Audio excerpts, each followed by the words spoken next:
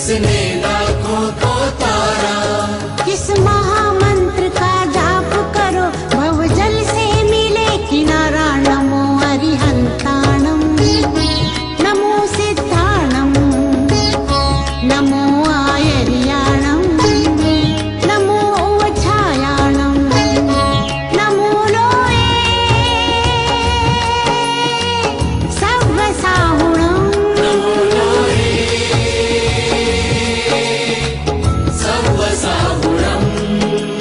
एषो पञ्चणमुक्तारो सव्वपावपणासनो, मङ्गलानं चे सव्वेशी परमं हवये मङ्गलम्।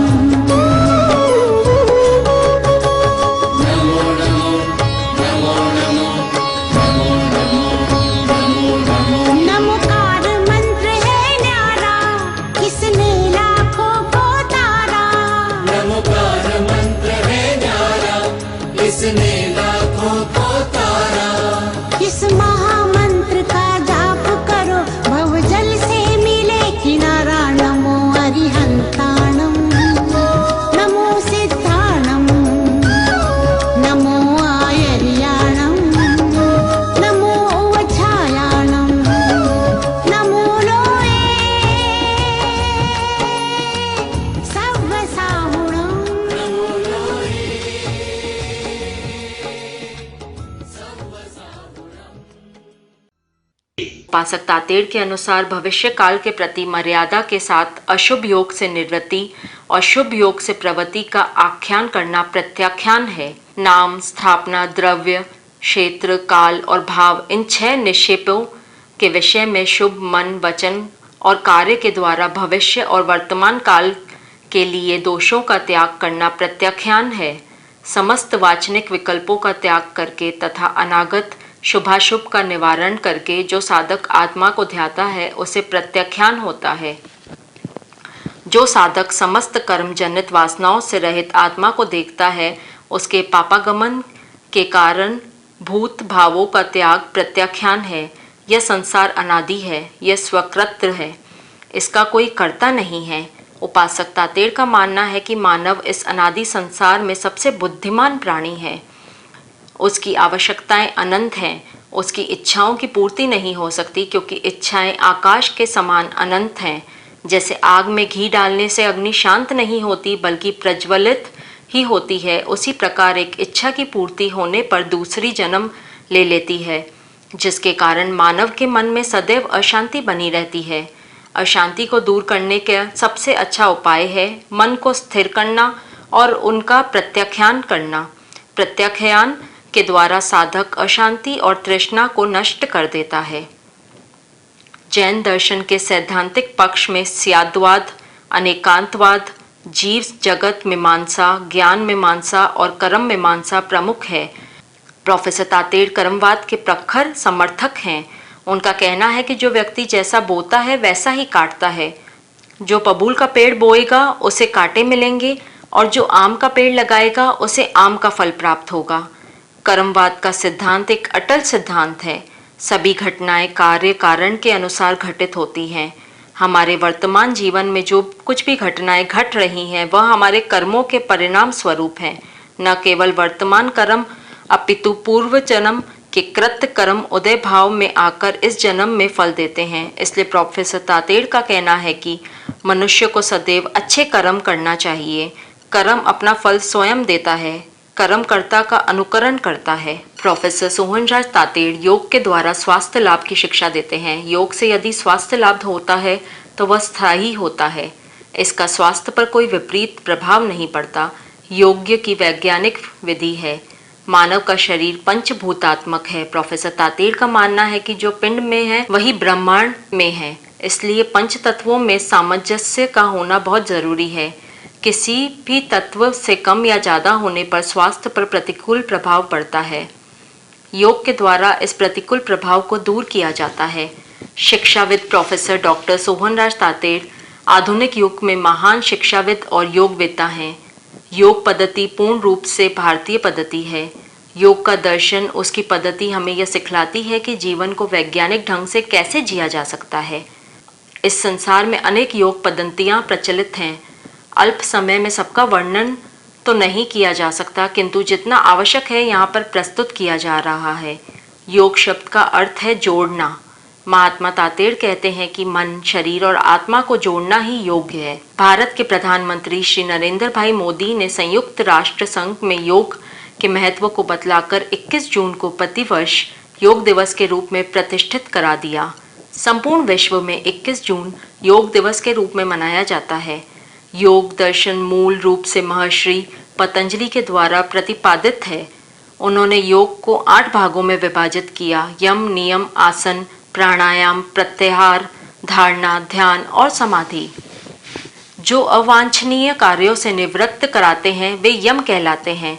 निवृत्ति मूलक यम 5 है: अहिंसा, सत्य, असत्य, ब्रह्मचर्य और अपरिग्रह। प्राणी मात्र के प्रति किसी भी समय किसी भी प्रकार का कायिक, वाचिक या मानसिक हिंसात्मक व्यवहार न करना अहिंसा है। जीव हिंसा न करना अभाव रूप से अहिंसा है और जीवों के साथ मैत्री, मुदिता, प्रमोद भावना, प्रेम भावना का प्रदर्शन भाव रूप अहिंसा है। मन एवं वचन की एकाग्रता को उपासक तातेड़ सत्य कहते हैं। असत्य से सत्य की निवृत्ति होती है।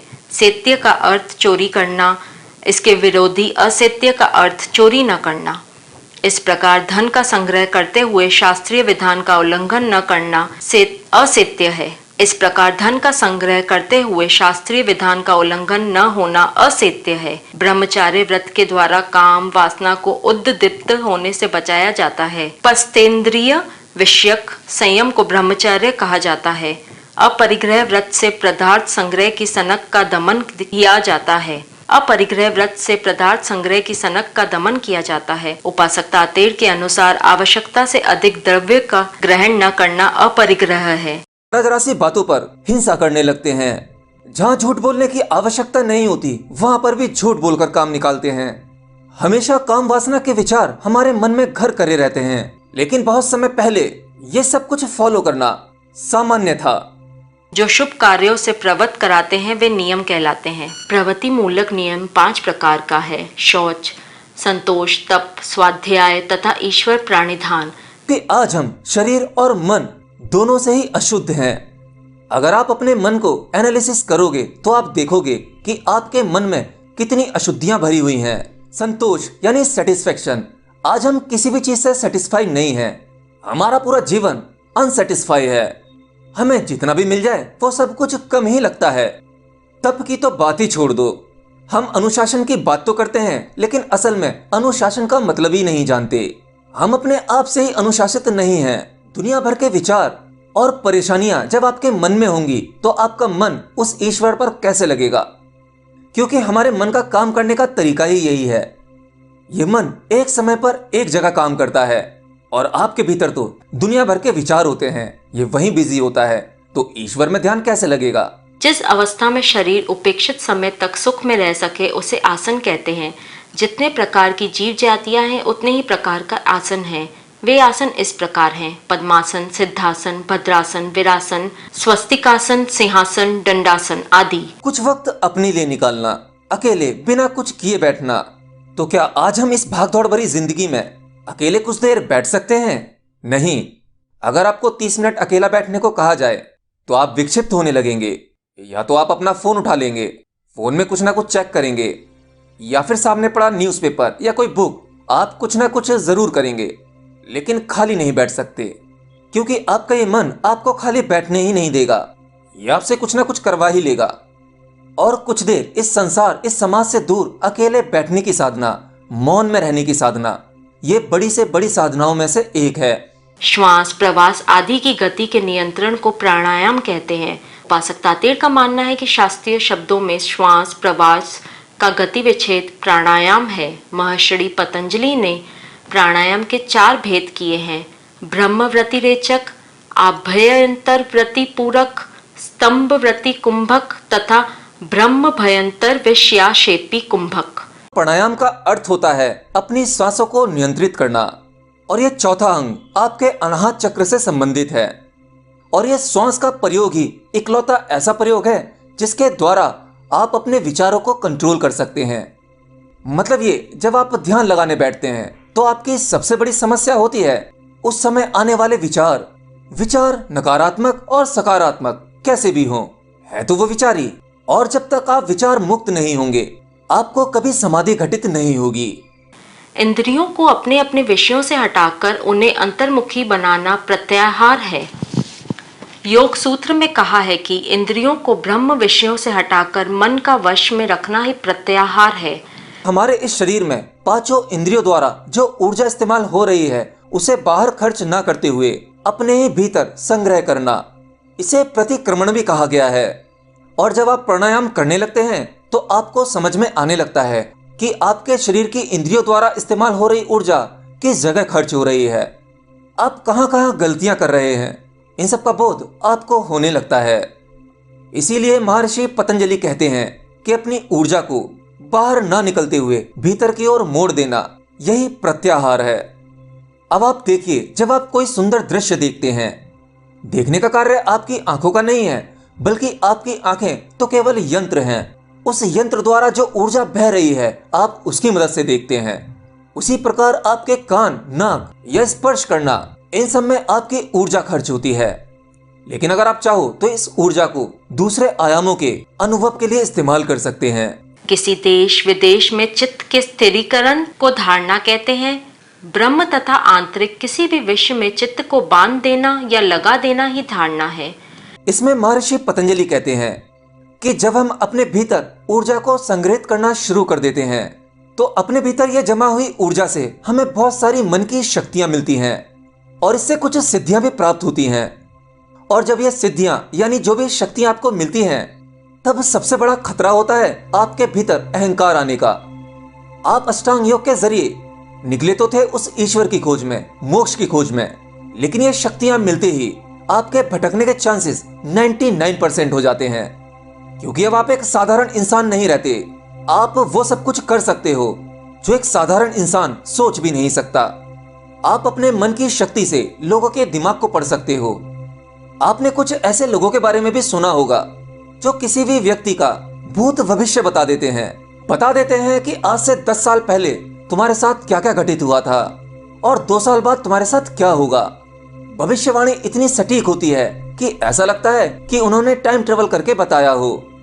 ये टाइम ट्रेवल जैसी शक्ति असल में आपके मन की ही शक्ति है, जो आपके पीनियल ग्लैंड आज्ञा चक्र से मिलती है।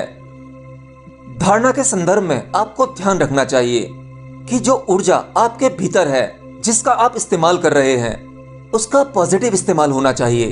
अगर आप अपने भीतर ऊर्जा को जानने लगते हैं तो इससे खतरे बढ़ जाते हैं, क्योंकि विचारों की वो ऊर्जा आप जैसा विचार करेंगे वो सूक्ष्म जगत में वैसा ही संदेश भेजेगी और आप अस्तित्व में वो चीज ला देंगे।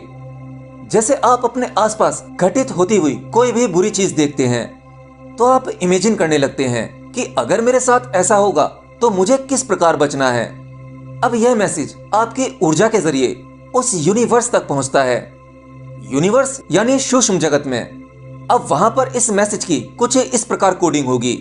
यूनिवर्स सोचेगा कि आपको इस बुरी घटना का अनुभव करना है, इसलिए आप इसके बचाव के लिए कुछ तरीके ढूंढ रहे हो और संभवतः उस तरह की घटना आपके साथ घटने के चांस ज्यादा हो जाएंगे। इसीलिए जब एक साधक ध्यान करता है तो उसे मन की कुछ शक्तियां मिलने लगती हैं। बेशक वो उसके बारे में ना जानता हो, लेकिन उसके द्वारा सोची गई बातें सत्य होने लगती हैं। तो इसलिए हमेशा सोचो कि मेरे भीतर बैठा वो जीवात्मा, वो कभी भी गलत कर ही नहीं सकता। सब कुछ पॉजिटिव होगा। अगर आपका मन साफ होगा, शुद्ध होगा, अच्छा सोचोगे तो सब कुछ अच्छा होने ही लगेगा। लेकिन ऐसा सब कुछ साधारण व्यक्तियों के साथ नहीं हो पाता, क्योंकि वह अपने भीतर की शक्तियों को नहीं जानता, तो उसका उपयोग भला कैसे कर पाएगा। धारणा के देश विदेश में जब ध्येय वस्तु का ज्ञान एकाकार रूप से होने लगता है, तब उसे ध्यान कहते हैं, अर्थात वृत्त्यंतर शून्य चित्त का ध्येय विषयक सहृद प्रवाह ध्यान होता है। के सहस्रार चक्र से संबंध रखता है। अब इस ध्यान के लिए कोई विधि नहीं है, क्योंकि इसमें आप कुछ कर ही नहीं सकते। ध्यान तो अपने आप ही घटित होता है। इसमें करने जैसा कोई तरीका, कोई विधि नहीं है। असल में ध्यान करना या ध्यान सिखाना, यह शब्द ही गलत है। ये तो जब घटता है तो बस घट जाता है। यह आपके चाहने से भी नहीं घटेगा। बस आपके हाथ में इतना है कि आप ध्यान में जाने के लिए मार्ग खोज सकते हैं। इसे सिंपली आप ऐसे समझ सकते हैं, जैसे आपको नींद ना आ रही हो और आप सोना चाहें, जबरदस्ती सोना चाहें, तो आप सो भी नहीं पाते, क्यों, है ना? लेकिन आप उसके लिए मार्ग बना लेते हैं। आप एक आरामदायक बिस्तर का इंतजाम कर सकते हैं, उस पर आराम से लेट सकते हैं, अपने शरीर को शांत पड़ा छोड़ सकते हैं। ये सब कुछ केवल रास्ता है। नींद तो अपने आप ही आती है, वो अपने आप घट ही जाती है, वो आपके हाथ में नहीं है। आपके हाथ में तो केवल रास्ता है, मार्ग है। चुनना ना चुनना अब वो आपकी मर्जी है। तो ध्यान के इस प्रयोग को करते करते जब आपके भीतर सब कुछ शून्य हो जाता है, किसी भी प्रकार का कोई विचार नहीं होता, तब ऐसे में आपके भीतर सहस्रार चक्र में एक परम ऊर्जा उतरती है। उसी अनुभव को ध्यान कहते हैं। जब ध्यान ध्येय मात्र का प्रकाशक तथा अपने ध्यानाकार रूप से रहित जैसा हो जाता है, तब उसे समाधि कहते हैं। चित्त की एकाग्रता की इस सर्वोत्कृष्ट अवस्था में ध्याता ध्यान ध्येय का त्रिपुटी भान नहीं रहता। ध्यान के गहरे अनुभव के बाद, समाधि के बाद जो घटता है वह होता है शून्य। अब आपके द्वारा जो भी कुछ होगा वो आपके द्वारा नहीं होगा, बल्कि उस परम ऊर्जा के द्वारा होगा। और यही बात भगवान श्री कृष्ण अर्जुन को समझाते हैं कि तू केवल अपना कर्म कर। ये मत सोच कि यह कर्म तू कर रहा है, बल्कि तेरे द्वारा ये कर्म मैं कर रहा हूँ। इस ब्रह्मांड में सब कुछ मेरे द्वारा संचालित हो रहा है। तो इस भूल में मत पड़ कि इसमें तू कुछ कर रहा है, तेरा कुछ योगदान है। नहीं, तू तो केवल नियमित मात्र है, चुना गया है। योग के द्वारा स्वास्थ्य प्रबंधक की वैज्ञानिक विधि शास्त्रों में वर्णित है। प्रोफेसर तातेड़ के अनुसार इसमें प्रमुख है कि शारीरिक स्वास्थ्य, मानसिक स्वास्थ्य, भावनात्मक स्वास्थ्य, आध्यात्मिक स्वास्थ्य और सामाजिक स्वास्थ्य। मानव और पशु पक्षियों में अंतर यह है कि पशु पक्षी प्रकृति की गोद में रहते हैं और उन्हीं से स्वास्थ्य लाभ करते हैं, किंतु मानव के लिए अनेक चिकित्सालय बनाए गए हैं जहां पर वह अपना स्वास्थ्य लाभ लेता है। प्रोफेसर तातेड़ का कहना है कि मानव प्रकृति से दूर होता चला जा रहा है। शरीर पंच तत्वों से बना हुआ है और इन पांचों तत्वों से किसी भी प्रकार का विकार आने पर मनुष्य अपने को अस्वस्थ महसूस करने लगता है। यदि प्रकृति के सहारे वे अपने जीवन को ज्ञापन करे तो प्रकृति स्वास्थ्य लाभ देने में सक्षम है। महात्मा उपासक प्रोफेसर सोहनराज तातेड़ का कहना है कि शारीरिक तंत्रों को सुव्यवस्थित करना शारीरिक स्वास्थ्य कहलाता है। जब इन तंत्रों में असंतुलन आ जाता है तो मनुष्य अस्वस्थ हो जाता है। मानसिक स्वास्थ्य का संबंध हमारी विचार प्रणाली से है। विधेयात्मक और नकारात्मक विचार मानसिक स्वास्थ्य से जुड़े हुए हैं। परस्परहो ग्रहो जीवा नाम अर्थात हर जीवों के साथ मैत्री व्यवहार करना मानव का धर्म है। सूर्योदय के पहले उठकर अपनी इष्ट का ध्यान करना, सभी के प्रति मंगल कामना करना भावात्मक स्वास्थ्य है।